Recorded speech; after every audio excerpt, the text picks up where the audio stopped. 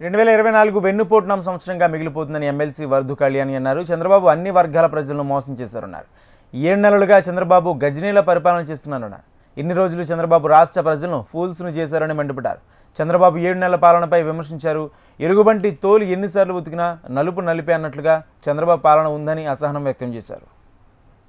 ప్రతిసారి మనం తెలుగు సంవత్సరాలకి ప్రతి సంవత్సరానికి ఒక పేరు పెడతాం. ప్రజలందరూ కూడా 2024 సంవత్సరంని ఈ కూటమి ప్రభుత్వం అధికారంలోకి వచ్చాక వెన్నుపోటు నామ సంవత్సరం అని పిలుస్తూ ఉన్నారు. అంత ఘోరంగా చంద్రబాబు నాయుడు గారు ప్రజలకి వెన్నుపోటు పడడం జరిగింది.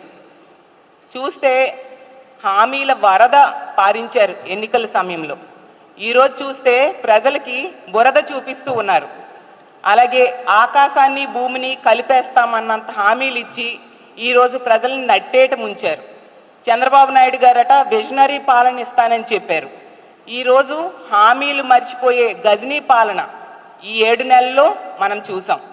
అలాగే తీసుకుంటే మాటలు, పథకాలు ఇస్తామనే మాటలు కోటలు దాటే, అమలు మాత్రం కనీసం గడప కూడా దాటని పరిస్థితి మనం చూస్తూ ఉన్నాం.